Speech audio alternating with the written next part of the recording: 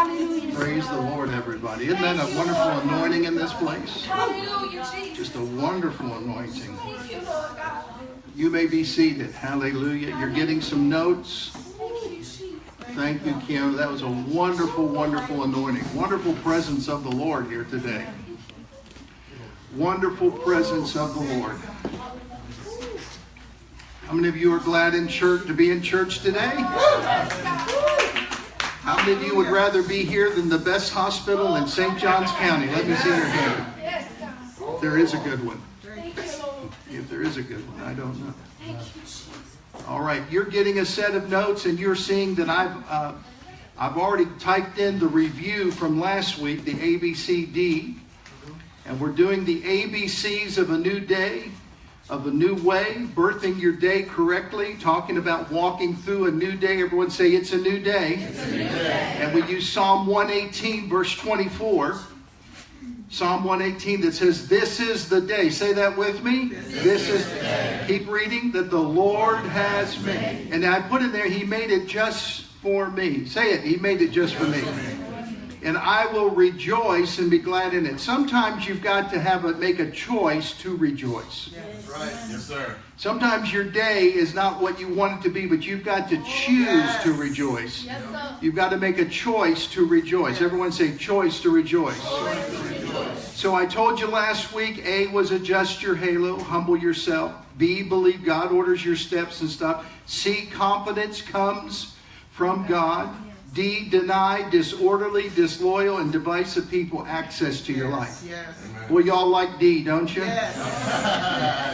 And I give you all the scriptures. Now we're going to do a few more, and I don't know how far we're going to get, but we've got a lot of room here in the alphabet. Okay. Turn to your neighbor, that's someone close to you, haven't talked to much today, and look them right in the eyes and say, neighbor, I've been concerned about your ignorance for a long time. All right. All right. I want you not to be ignorant anymore. I don't want anybody stealing your day. I don't want, if they can steal your day, they'll steal your joy. If they steal your day, they'll steal your thinking. They'll steal your plans. And so you've got to take charge of your day. So that's what this teaching's all about. You got to take charge of your day. I want all of you that are listening to me to quit living a life of reaction. Yes. I only want you to live a proactive life. A proactive life. This is what I choose today. This is what life's handed me. Well, I'm going to make a choice to rejoice. So that's why we're going through this. That's why we're talking about humbling yourself and believing God's ordering your steps. That's exactly why we believe confidence comes from God. That's why we got to get rid and deny access to these divisive people. So E is expect. Everyone say expect. Expect. So I want you to expect good things. Expectation is the seed of manifestation.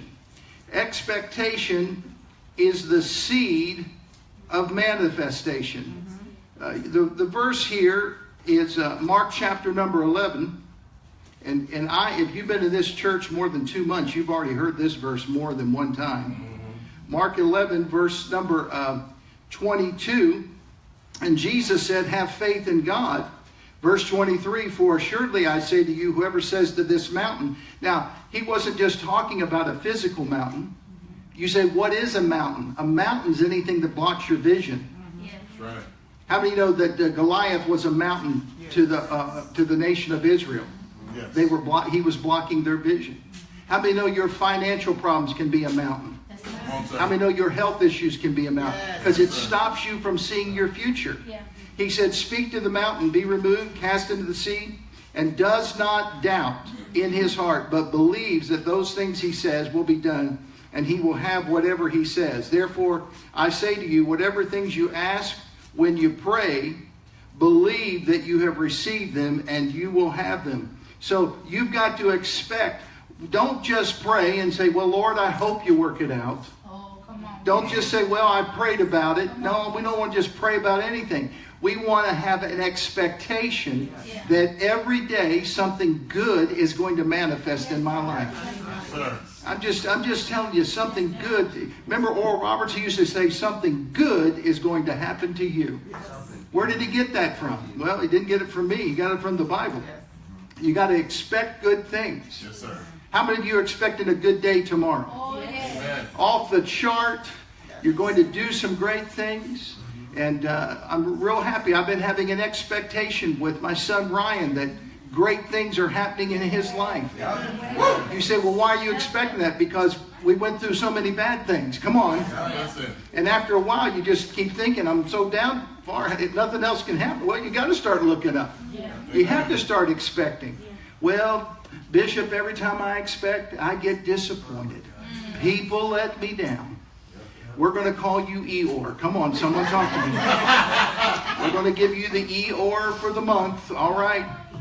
Who's the E? I'm going to start publishing a newsletter. Who's the ER of the month? Eeyore of the month. Number F. Everyone say focus. Focus. If you are around me, you have heard this statement 1,000 times. What you look at the longest becomes the strongest. Say it with me. What you look at the longest becomes the strongest. Say it again. What you look at the longest becomes the strongest. Out of the Message Bible in Philippians 3, it says, verse 15, let's keep focused on the goal. Those of us who want everything God has for us, if any of you have something else in mind, something less than total commitment, God will clear your blurred vision. You'll see it yet. Now that we're on the right track, let's stay on it. Everybody say, let's stay on the right track. Paul said, stick with me, friends. Many are out there taking other paths. They're choosing other goals. And they're trying to get you to go along with them. Are you listening? You're being influenced by people. Once you set your goal, they come along with their goal and they try to mess you up. How do you mess up someone with a goal? Give them a second one. How do you mess up someone that's focused? Give them another focused. Double focused, double-minded. He says, sadly, he said, I've warned you of these people. Sadly, I have to do it again. All they want is an easy street. Ever met people that way? All their goals are about an easy street. But if you're going to follow the Lord, there's going to be tough times. There's going to be challenges. There's going to be moments that you're going to think, God, where are you? You're going to ask yourself those questions. That's why Paul says, stay committed. Stay focused. Amen. And I'm telling you this, what you look at the longest, if you look at your problems are going to get stronger. If you look at God, God's going to get greater in your life. Amen. The Bible says, the psalmist says, come magnify the Lord. That means take a magnifying glass and make everything bigger. Amen. When I look through God's eyes, everything gets greater. Doesn't matter what I'm facing. But you don't know what I'm going through. It's a money crunch. It's a health issue. I'm just telling you right now, stay focused on your healing. Stay focused on your prosperity. Can I tell you that our prosperity, our finances have been challenged in the last 90 days? Let a couple hurricanes come through, knock out your income. Come on now. You know, I started picking up my phone to see if it was still working. Come on. Why are people calling me? Why am I not hearing from folks? And I begin to look at the wrong thing. I begin to look at the problem. By staring at the problem, it never gets solved. You got to start looking for solutions. Yes. Amen. God, what's the solution? Start brainstorming. Okay, let's go to G. Go. Everyone say go. Go. Say go. Go. How many people would like to tell you where to go? But I want you to go where you're celebrated, not where you're tolerated. Come on, let's say it together.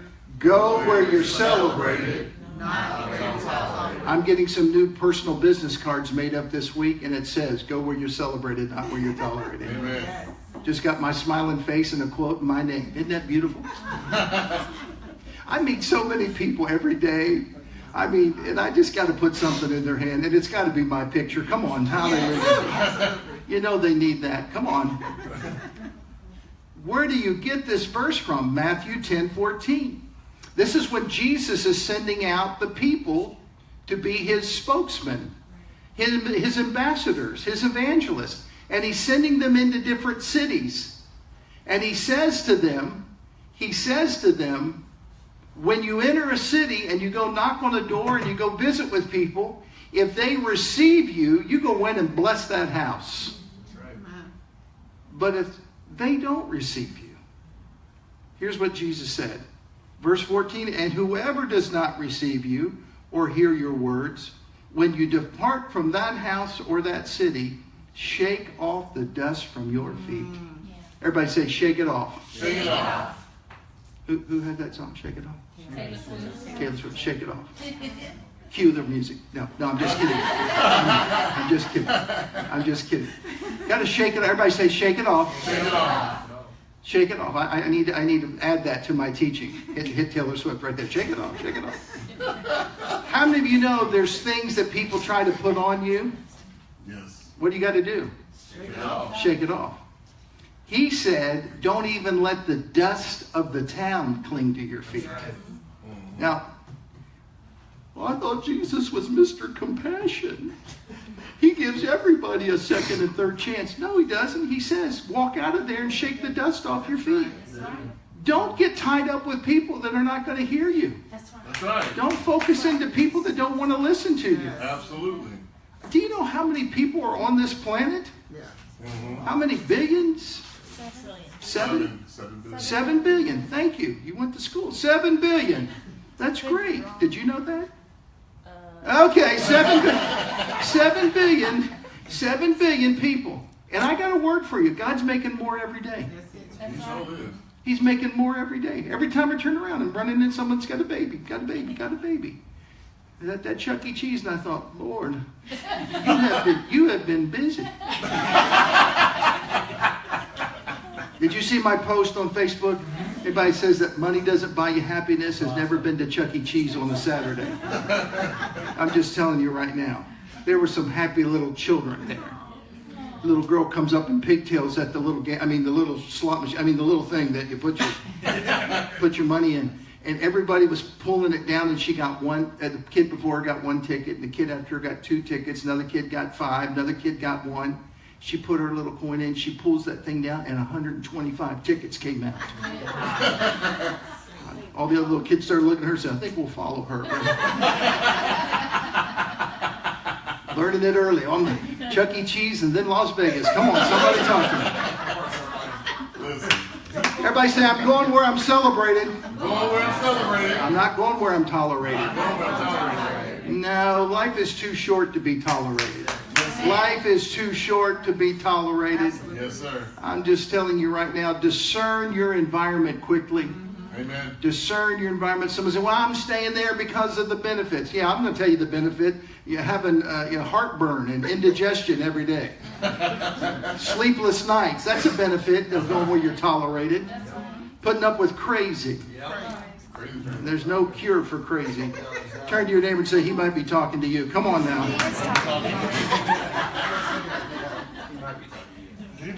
Okay, H is happy. Everyone say happy. Happy. Now we're talking about you having a good day. We're talking about you being focused and expecting and going where you're celebrated. And happy is a place. Say that with me. Happy is a place. You say, how do you know that?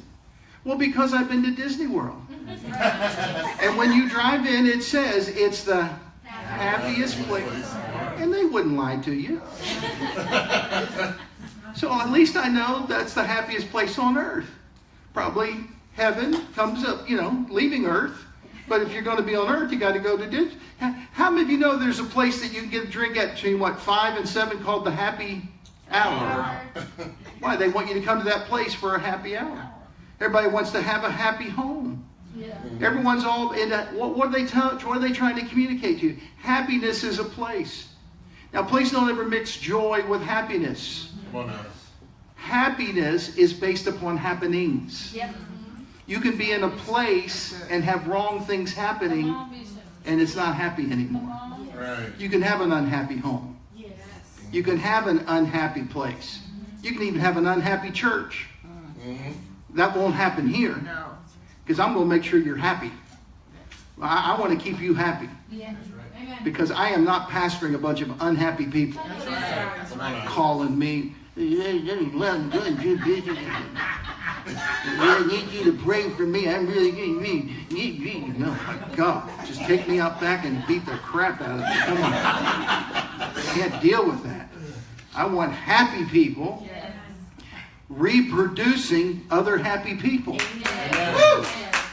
Like I was a youth pastor years ago, and this lady comes to me, and she's like the meanest lady in the church. And she said, I'm having a problem with my kid. I said, why? He doesn't have any friends. I said, shock. It's your kid. No one likes you. All right, come on. You got to be happy. Everyone say be happy. Okay, Psalm 1. I want to turn over to Psalm 1. This is, if you need to know, this is one of my favorite verses. And I'm going to teach you how to be happy today. Everybody want to learn how to be happy? Yes. Go to the first Psalm, Psalm chapter 1. The word blessed can be translated in the Hebrew to happy. The word blessed here and happy are the same word in the Hebrew. Happy is the man who walks not in the counsel of the ungodly, nor stands in the path of the sinner, or sits in the seat of the scornful.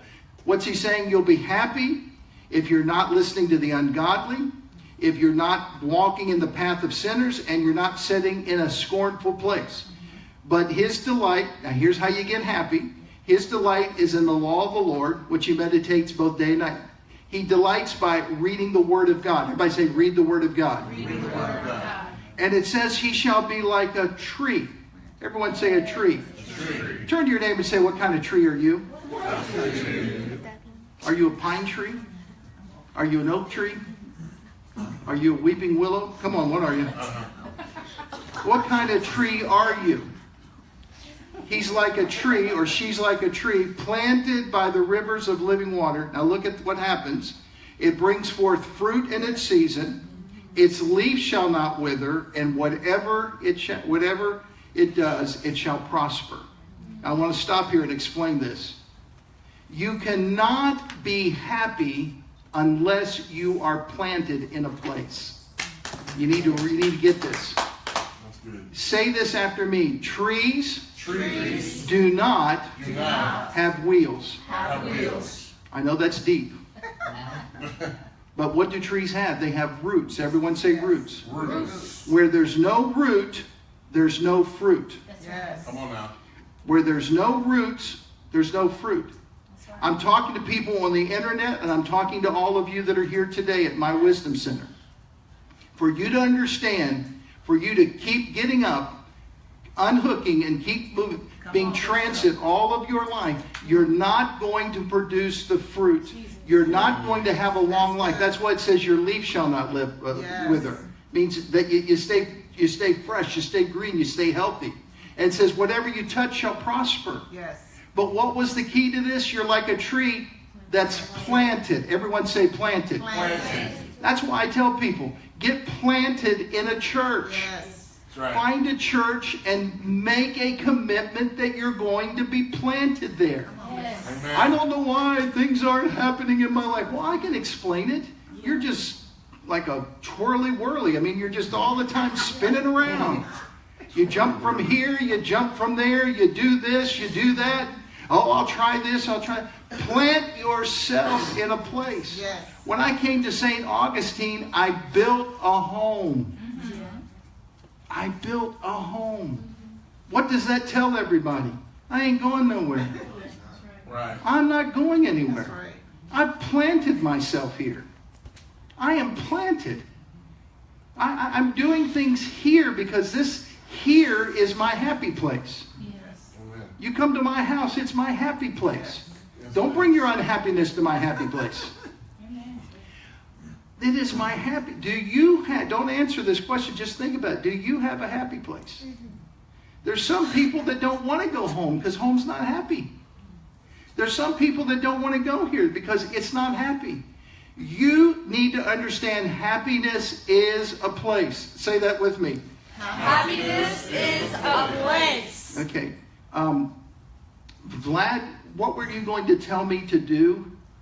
Can we do it now, or are you recording on your phone? I'm Or recording on my phone, but everybody should do it. You know, I'm running a few businesses on the side, trying to build my own brand, but you know, we also have to do the same thing here for Dr. Kreitz. And the best way in this modern day and age is to do it through social media because everyone's constantly on it and using it. Yep. So, I'm working with a partner of mine called PHB Agency, and we did a social media training. So you're going to tell us what to do. Everyone take their phone. Yeah, you gotta take their phone Everybody out. take your phone. Get your phone out. And then every time you come here, you want to check in, make a post, and check into the Wisdom Center. And then every time Dr. Christ posts something on Facebook, you want to like, comment, share. Like, comment, share. Say that with me. Like, comment, share. Okay, everybody post up. If you need to take a picture, I'm all ready. Oh, wait. Hold on. I actually need this. Yeah. You guys wonder where I get it from. Okay. Oh, yes. Working. Oh my God. Come on. Do some more poses. You got this. No. Okay, now, post that and say you're at the Wisdom Center and you're having a great time because happiness is a place. Everyone say happiness is a place. Happiness is a place. Go ahead and post up.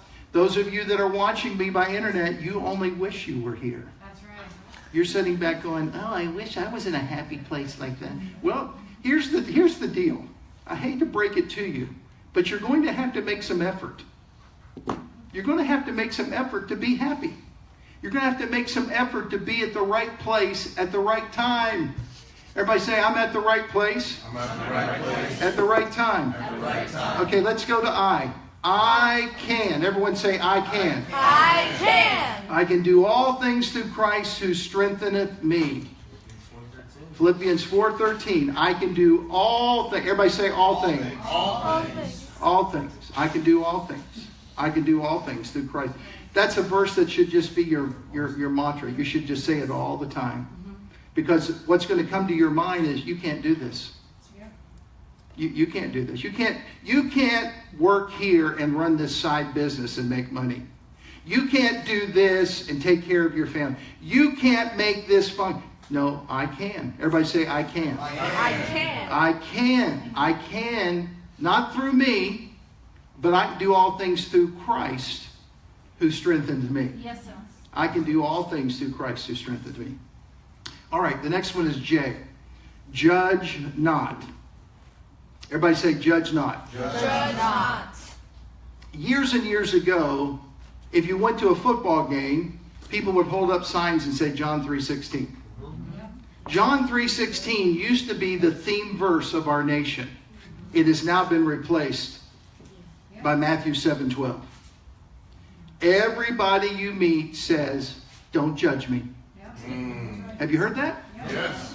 Don't judge me. Only God can do it. Don't judge. Don't judge. Now listen. We're going to clear this up because how we judge others says far more about us than how we are judged by others. When you judge someone, it says much more about who you are than it says others. Now, why did God put this in the Bible? I'll tell you why He put this in the Bible. This wasn't about you judging me and me judging you. This was about you self-looking, self-evaluating yourself. Judging yourself by what standard? By another human's? Of course not. I wouldn't set myself in my judgment by how Isaac lives. I live much better. Come on, someone knows everything. Everyone knows that. I'm supposed to judge myself according to God's standard. Now, here's the deal. Here's the deal. I must be discerning. It's in your notes. Through the eyes of grace. How many of you love people to give you grace? Let me see your hand. You love people to give you grace. Amen. Can I tell you something? What you need to start giving people is a lot of grace. Let me tell you 3 things I know. Here's one thing I know. Nobody knows the backstory of other people. That's right. That's right. Nobody knows the backstory of other people. All you know is what you see. Yes. That's all you know. You don't know how long or what it took for people to get to this point that you're looking at. That's right. I want to tell you this. If you've never been divorced, you don't know anything about divorce. You may think you do, but I want to tell you, until you've been through 1 or 2, come on, until you've been through them, You don't, you might say, well, I'm just going to, no. You need to extend grace. That's right. You need to extend grace. When I went through my first divorce, I had some very ugly people who actually read the Bible and prayed. Very ugly people. I had some pastors that had me booked at churches that canceled me. Just said, you're not coming. Brian, I'm telling the truth. You know that. You know what's interesting? In the next 7 years, a lot of those ugly people went through a divorce. Wow. Very people that were judgmental. You know what they did? They sent me an email. Dr. Kreitz, I want to apologize to you. I had no idea what you were going through. So you must be discerning. Everyone say discerning. Discerning. Well, what if I believe it's wrong? Well, you can believe what you want to believe. You just don't want to make a judgment. You want to discern through the eyes of grace. That's right. But you don't know what they did to me. Now we're getting to the problem. You've been offended. You've been hurt. Yeah, and what am I supposed to do? Oh, you're going to hate this. You're going to have to forgive them. Come on. Oh, I hate that. I don't want to forgive them. Can I just hold on to it for 6 more months? No, you can't. You got to forgive them. Because it ain't bothering them. Your unforgiveness, it's bothering you. They don't even know how you feel. They don't even care. And they really don't care. That's right. You say, well, if we do this, it'll just be crazy. Have you looked around? It's already crazy. That's right. It's all. How do you deal with crazy? How do you deal with people doing things, making decisions, things that bother, people that you love, people you did love, people you care about? You got to walk through life discerning through the eyes of grace. You got to put on the lens of grace. Amen. How would I want someone to treat me if I were going through this? Yesterday, we were at that little Chuck E. Cheese, and there were a lot of single parents there. I'd say the vast majority of people were a single dad walking a little child around, or a single mom with a couple of children. No husband and wife, just got them for the Saturday. Want to make my kids happy. They're just walking around. And I was just watching them, and in my spirit, I just thought, my God, I remember what it was like to be single and have 3 little boys. I remember if I wasn't going to be able to see them next week or 2 weeks from now. And I was trying to maximize every moment with them. I was trying to spend time with them. They didn't understand. They're just kids. They're just kids. And I thought about this. I've got to see everybody through the eyes of grace. I've got to see everybody through the eyes of grace. You know what that helps me to do? It helps me to love crazy situations. Amen. There's some crazy stuff that happens. And you just keep loving people. Now, God never called us to understand one another. In fact, He told us in the commandment to love your parents. Remember, to love your father and love your mother. Nowhere have I ever read where He said, understand them. That's right. He said, honor them. The Bible says, honor your father. And don't understand. Let me tell you, I honor my dad, and he's the last person in the world I understand. I mean to tell you, some of his concepts are foreign to me. Completely foreign. But I don't know his backstory unless he ever sits down and tells me that he was one of 12 children that grew up in the Depression. And they had no food. And dinner time would come, and they'd come home from school, and his mama would say, you boys go up into the hillside and see what you can find for dinner. And he was 9 years old, 10 years old. He told me the story about how they wrestled a billy goat. Found a billy goat up in the woods. They brought it down, and their mom said, what do you want me to do with this billy goat? Well, you wanted a dinner. She said, I can't make dinner out of a billy goat. Take it down to the store and see if you can trade it. So 2 miles they walked pulling this billy goat and got it down there. And the guy that owned the little community store bought the billy goat. Amen. They thought they were the heroes of the day. My daddy never played sports in school because he couldn't afford tennis shoes. He only had 1 pair of shoes. So if he played, he had to play in his sock feet. Well, you can't run on a hardwood floor with sock feet very long. You'd be slipping and sliding. I had to understand the backstory of where my dad came from. So I'll never understand. There's people that you love, you will never understand. Yes. That's right. You will never understand them. But you got to see them through the eyes of grace. Wasn't that good? Yes. All right, let's review before I get to the last one. All right, E is expect. Everyone say expect. F is focus. G is go. H is happy. I can. J is judge not. K is kiss every day. Kiss every day. Kiss every day. Kiss every day. You don't have to kiss right this moment. People are already starting smooching over here. 1, 2, 3, 4. Everybody say 4 references. 4 references. There's 4 biblical references that when you meet one another to greet each other with a holy kiss. Now I'm going to tell you how screwed up religion is. When I went to seminary, they told me this meant you greeted one another with a handshake. And then I went back and studied it, and I found out they weren't shaking hands. Even today in the Middle East, when you greet one another, you kiss one another. Are you listening to me? Mm-hmm. We are so... Now I've got guys kissing guys. All right. It's a very loving group.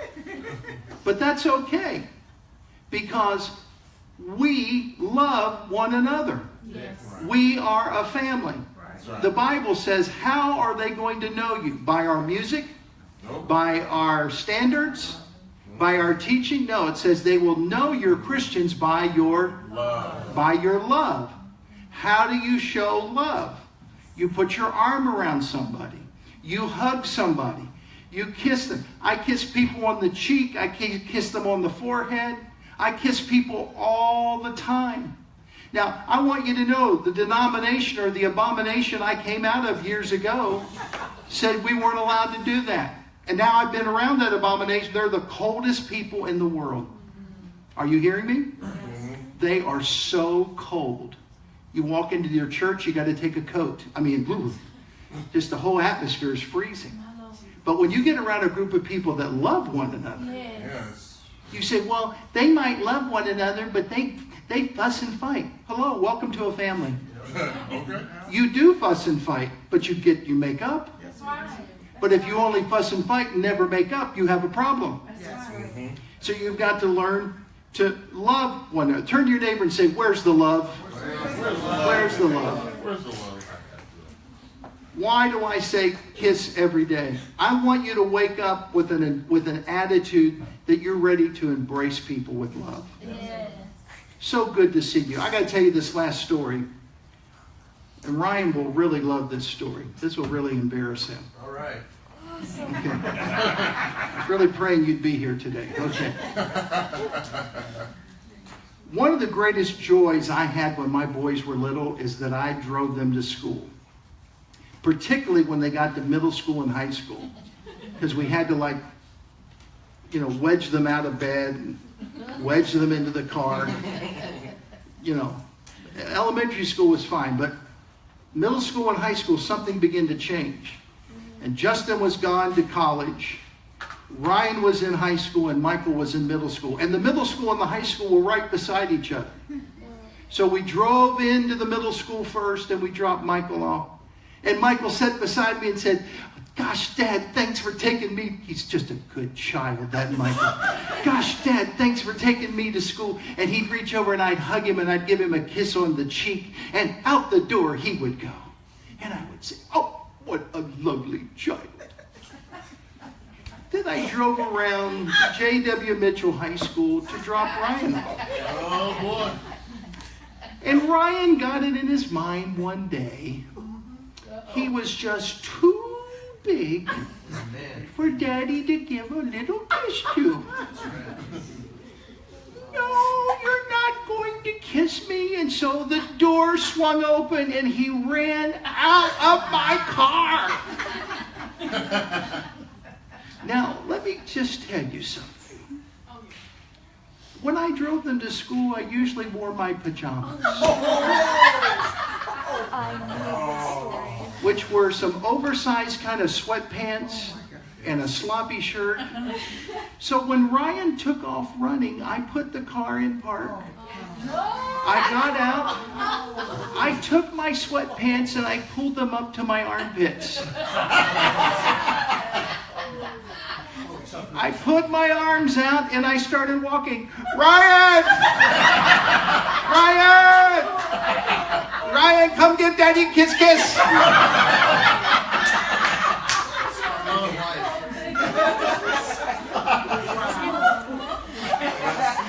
Can I share with you from the depths of my heart, Ryan never jumped out again. Traumatized for life. Lots of therapy. Lots of therapy. Last night, after we were together with Verity, and she went back to her mom's house, I said, Ryan, let's go have dinner. So Angel and Ryan and I went to Olive Garden. We walked out the door. Ryan reaches over and hugs me and kisses me on the cheek. Aww. Thanks, Dad, for being here tonight. Thanks for dinner.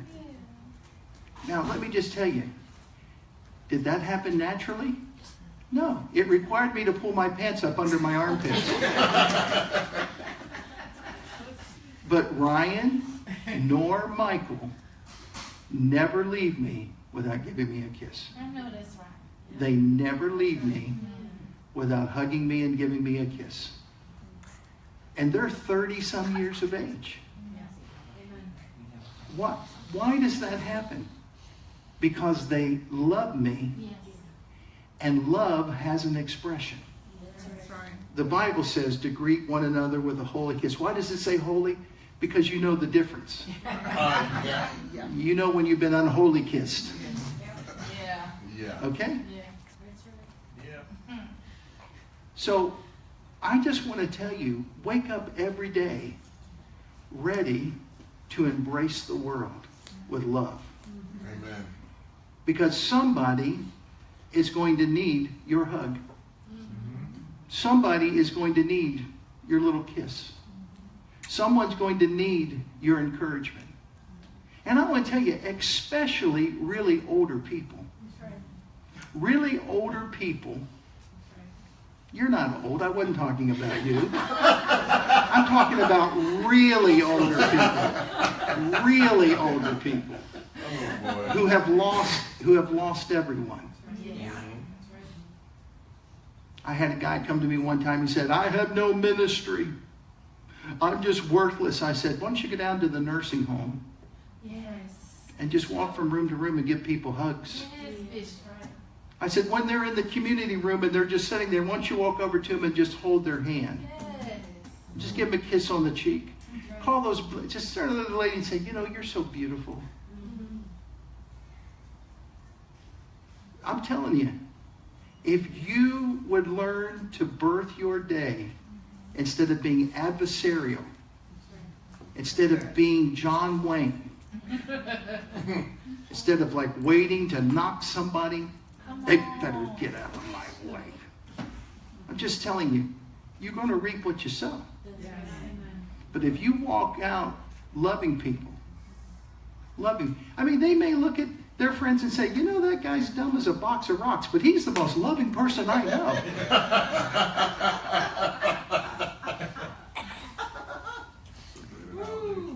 Let me say this and then I'm done. People don't ever remember what you say. I don't even know why I do all this. Because I've learned over nearly 40 years, rarely people remember what you say. They really don't. They only remember how they felt when they were in your presence. Yes. That's right. They don't remember. They just know when they see you, they either have a memory of good and a feeling of good, or they don't. And you may have said incredible amounts of things to them, positive. You may have done 1,000 things. But until you create an atmosphere of how people feel in your presence, they don't remember what you say. They just remember how they felt. Everyone say how they felt. How they felt. So always leave people with a positive feeling. Yes. Well, Dr. Kreitz, that's just not my personality. I beg to differ. Come on. Every environment creates a different personality. If we took you up to the stadium, they're playing in England this weekend, but if we took you up to the Jacks Stadium, you would be all pumped up and cheering and excited. If I took you to a Steelers game, you'd really be excited. Took you to a New England game, you'd have to pray. But the bottom line is, every environment changes you. Yes. Walk into a preschool. Walk into a funeral home. Every environment is different. It creates a feeling. That's why we work very hard on the feeling of this place. That's why you need to come into agreement on this being a loving environment. Amen. Don't care how much the issue is about teaching about money or success or all these other things. If we don't have love and we don't have love for one another, then I have failed. I have really failed. But Bishop, don't you know what's happening? No. I don't know the stories. And I don't know the backstories. And here's what's really interesting. You don't know mine. Come on. You don't know mine. You know all the stuff I've been through. Judge not. Kiss every day. Happiness is a place. Go where you're celebrated. Focus. What you look at the longest becomes the strongest. And expect good things. How many of you got something out of this today? Yeah. Amen. That was good.